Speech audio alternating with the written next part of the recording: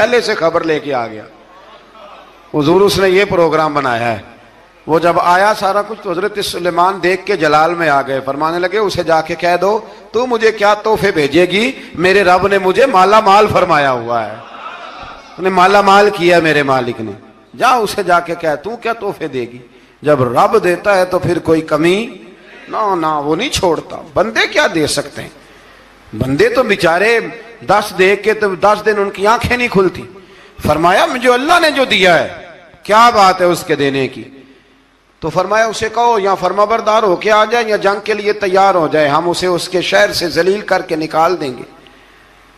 اس نے جا کے جب پیغام دیا تو اور ان لوگوں نے بھی آ کے بتایا کہ وہاں تو ہم عجیب منظر دیکھ کے آئے ہیں کہ جانور بھی ہاتھ باندھے کھڑے ہیں، وہاں تو جنات، سرکش جنات کھڑے ہیں، وہ بادشاہ نہیں وہ نبی ہیں، وہ جو 500 غلام اور 500 کنیزیں گئی تھی حوال سنایا آ کے۔ تو ملکہ بلقیس نے پھر خط لکھا کہ میں فرما بردار ہو کے آ رہی ہوں، معنی کیا ہے، میں کلمہ پڑھنے کے لیے آ رہی ہوں۔ تو حضرت سلیمان نے کہا بھئی اب اس طرح کرو، ذرا فرش بچھاؤ۔ انہوں نے فرش بچھایا، اس طرح کا کہ اوپر فرش تھا، نیچے مچھلیاں تیر رہی تھیں، لگ رہا تھا دریا ہے، ڈیوٹی لگا دی، جنات نے بچھا دیا۔ ادھر حضرت سیدنا سلیمان فرمانے لگے اب چونکہ مان کے آ رہی ہے تو اسے اپنی نبوت کی علامتیں بھی دکھانی ہیں۔ اس نے تخت بڑا شاندار بنوایا تھا، اور خواتین میں جو عادتیں خواتین والی ہوتی ہیں وہ جاتی نہیں، وہ 7 کمروں میں پیچھے اپنا تخت رکھ کے تو 7 دروازے بند کر کے آئی۔ اس زمانے میں ایک رواج تھا، وہ زلیخا نے بھی 7 دروازے مکفل کے ایک رواج تھا، ایک کمرہ، پھر کمرے کے پیچھے کمرہ، پھر اس کے پیچھے کمرہ، پھر اس کے پیچھے کمرہ، اور اس کو بڑے موٹے تالے لگائے جاتے تھے، اور فلسفہ یہ تھا کہ ایک تالا توڑے گا کوئی تو جب تک سپاہی آ جائیں گے، اور اگر اس کے توڑنے تک نہ آئے تو دوسرے کے توڑنے تک آ جائیں گے، اور اس کے توڑنے تک نہ آئے تو 7ویں تک تو آئے جائیں گے۔ یہ ان لوگوں کا نفسیاتی معاملہ تھا، سوچ تھی۔ 7 کمروں میں مکفل کر کے وہ نکلی تو حضرت سلیمان علیہ السلام کہنے لگے بھئی مجھے اس کا تخت چاہیے اس کے آنے سے پہلے۔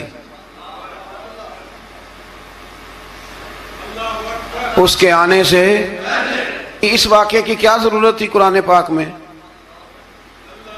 یہ کیا حاجت تھی، یہ تخت والی ساری بات قرآن نے کیوں بیان کی؟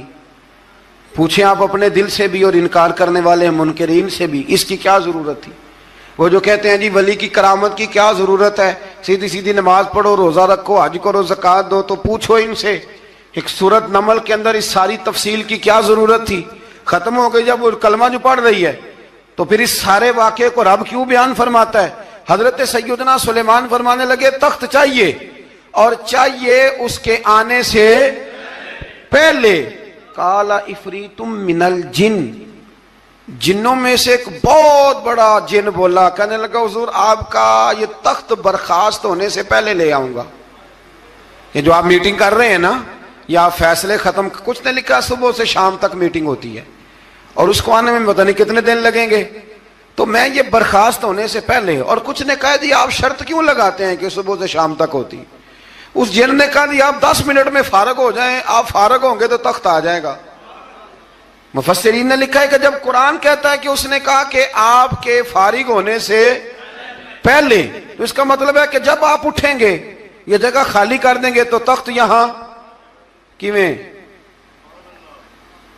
ہزاروں میل کا فاصلہ ہے آ جائے گا، پر ہوائی جہاز پہ کارگو کرا کے، جی DHL کے ذریعے کیسے آئے گا؟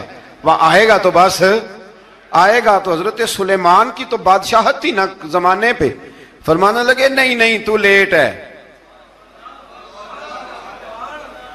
تو لیٹ ہے، تو ہمیں جانتا ہی نہیں، ایٹ سٹ تے پکھڑا کوار گندل، اسی اور بھی بوٹیاں جاننے ہاں، یہ تو لیٹ ہے، ابھی ہماری طاقت اس سے زیادہ ہے۔ بڑی کمال بات لکھی ہے لکھنے والوں نے، ایک مفسر نے لکھا ہے کہ ابھی حضرت سلیمان نے غلاموں سے منگوایا ہے، اپنی بات کوئی نہیں کی، یہ حال ہے ان کے غلاموں کا، تو سردار کا عالم کیا ہوگا؟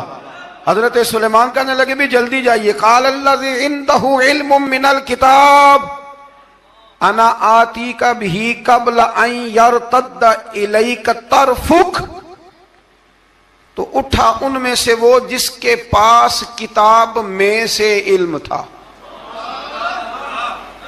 ساری کتاب کا بھی نہیں، علم من الکتاب، کتاب وہ اٹھے جن کے پاس کتاب میں سے علم تھا، تو وہ اٹھ کے کہنے لگے حضور میں لے آؤں گا کب؟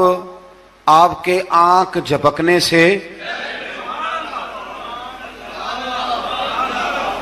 آنکھ جھپکنے سے، بندہ تھا جن تھا؟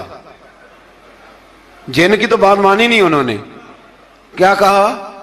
آنکھ جھپکنے سے، میں آنکھ جھپکنے سے پہلے لے آؤں گا۔ تو حضرت سلیمان کہنے لگے تو ٹھیک ہے چل لا، پھر لا، پھر آنکھ جھپکنے سے